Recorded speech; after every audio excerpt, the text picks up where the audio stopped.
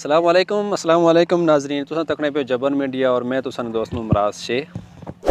नाजरीन एक ज़बरदस्त वीडियो कनी तो तुसां को लाए हैं जी। माड़े थज तकने उस कबूतर ने बच्चा तकरीबन 1.5 माह जड़े संगी दोस्त कबूतर ना शौक रखने उन्हें की पता उसी कि जड़ा 1.5 पौने 2 माह जड़ा बच्चा है कबूतर ना उसकी कितनी कैपेसिटी होनी।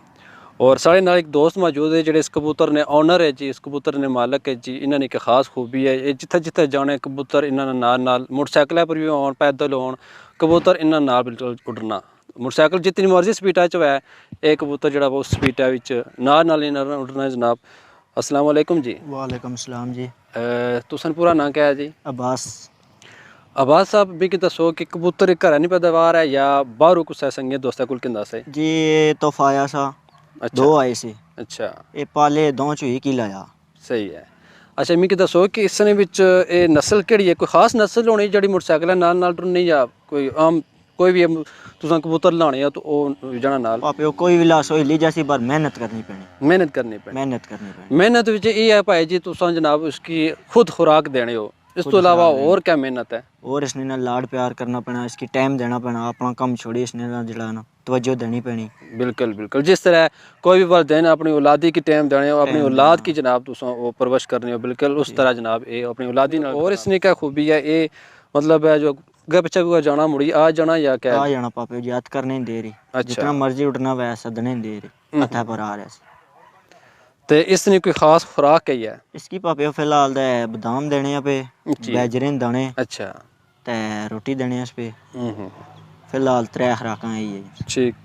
तो इसने कोई नस्ल केड़ी है? इस नस्ल ट्रेस हुई? गाशियां ना बच्चा है जी। अच्छा, गाशी कबूतर जनाब। इस गाशी कबूतर नाजरीन इतना लाड प्यार किया गया, इसकी परवरिश की गई। एक अपने मालक की पहचानी कि अपने मालक नाल मानूस हो गया। जिथा जिथा मालक जासी नाल जनाब जासी, मोटरसाइकिल पर हो, पैदल हो, साइकिल पर हो, गड्डी पर हो, ये उस स्पीडा नाल जनाब उस ट्रांसपोर्ट जी है तुसां मोटरसाइकिल साइकिल उस नाल ये जाना रही सी। तो इसने ये दसो कि मिगी अपना ये जिस तरह तुसां किंदा सा उसलै उसकी उम्र कितनी सी? तकरीबन है सा 15-20 दिहाड़े ना। 15-20 दिहाड़े तो बाद तुसां इसकी परवरिश शुरू कर दी? खुराक को नहीं खाने से जड़ा ना आपको खवानी पई। अच्छा अच्छा। तो खुराक जड़ा वा इसकी तुसां किस तरह पहुँचाने से? कबूतर जो कि जनाब उन्होंने अपना तरीकाकार कुदरत ने निज़ाम जिस तरह वो अपने बच्चे खुराक देने, तुसां इसकी किस तरह देने से खुराक? इसकी मुँह ही बने से पापे। अच्छा जी। अपने हत्थां नाल या टीका इस्तेमाल करने से हो या किस तरह? हत्थां नाल भी देने रहे, टीके नाल भी देने रहे जड़ा है ना। टीके ने क्या तरीकाकार होना? टीके नाल लगे लाई सी क्या ना पैप जलाया सा, छोटी जी नलकी टाइप? नलकी। अच्छा, उसने ना देने रहे ना। सही फिर है। जिसे होए ना थोड़े थोड़े ठीक, फिर इन्हां की बल्ले बल्ले हत्थां दे रहा शुरू किया। सही है। फिर हत्थां च खाना शुरू होई गया। जबरदस्त। हुण हत्थां च खाने, पानी भी हत्थां च पीने। सही हो गया, सही हो गया। जी। और कदे कुरै तुसां बाजारा च जाने हो, मतलब कबूतर तुसने नाल ला कोई कां कोई जनाब और कोई परिंदा हमला करी जाए तो इसने विच तुसां क्या करने हो फिर? इसने कर रहे हैं जी, इसकी जड़ा है ना जो उड़ रही जाए तो इसकी सदने आ रहे ना, फिर जड़ा ना उसने को बची बुची ना अच्छा, आ जाना साढ़े इधर। कोई स्पेशल सिटी है या किस तरह तुसां बुलाने हो उसकी दसी सकने हो की? चुटकी मारने आ रहे ना। किस तरह मतलब चुटकी मारने या आवाज? अच्छा, करने से तो वो कबूतर मुड़ी तुसां कोल आ जाना, मुंडे पर बेही जासी या बांह बेही जासी? या मुंडे पर या सिरे पर। जबरदस्त जबरदस्त। तो ये दसो कि इसने नालन जी दुई सी नारा मादी है? ये नारा जी नारा। इस तरह नाला जी मादी सी वो गुजर गई कैसा? वो दोस्त किनी गया जी है लासा जड़ा है ना। वो भी इस तरह करना शौक मतलब जे कबूतर लासा? वो ये मंगना समय ये ना देने जी, तो वो जड़ा है ना वो किनी गया, मैं वो किनी गया। अच्छा अच्छा। अच्छा एक आखिरी सवाल पूछा कि इस कबूतर ने कोई नाम शा रखा भी हाले कौन रखा? ना पापे वो कुछ सोचने पे चंगा जा ना रखसान जड़ा इंशाल्लाह अल्लाह खैर करे। अच्छा इधर मेला भी आ गया जी, बाबा साईं मिर्चू सरकार कलंदर बादशाह का मेला आ गया जड़ा 3 मार्च तो 13 मार्च तक जारी हो सारी है।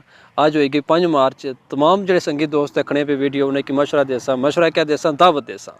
आओ जी मेला मेला तुस इंजॉय करो। 11 तारीख और 13 तारीख कबड्डी भी है, नेज़ाबाजी भी है, बैल दौड़ भी है और एक बकरियां ना शो जनाब जिसने अच्छी जी बकरी है उन्हें की मालक ने नाम दिता जासी।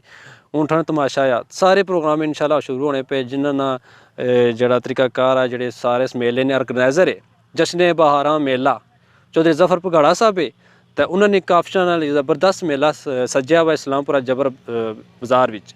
तमाम संगीत दोस्त जो हिता पटवार तलक रखने जोड़े बाहर है उन्हें कि असां दावत देने हैं कि मेले अच्छो मेले पर इंजॉय करो और मिगी उम्मीद है कि तुसां इस मेले पर इस कबूतर का नाम भी तजवीज़ करी किनसो। जी जी इंशाल्लाह जेड़ा है ना इसने और तुसां की कोई वीडियो देसां चंगी जी अच्छा जेड़ा है ना हालें थोड़ा डरना जेड़ा है ना सही है। इसने अच्छा हुण मिगी तुसां की दसो वीडियो देसां अल्लाह खैर करे शहर है भी जेड़ा है ना अच्छा शहर विच जिस जी। स्पीड नाल जाना पिया जिस स्पीड ना बिल्कुल जी असां अपनी वीडियो जेह्ड़े साढ़े दोस्त है उन्होंने नाल शेयर करसां तो मिगी ये दसो कि इस ना कोई अग्गै नस्ल बधाने ना भी चांस है कोई इसकी तुसां करसो।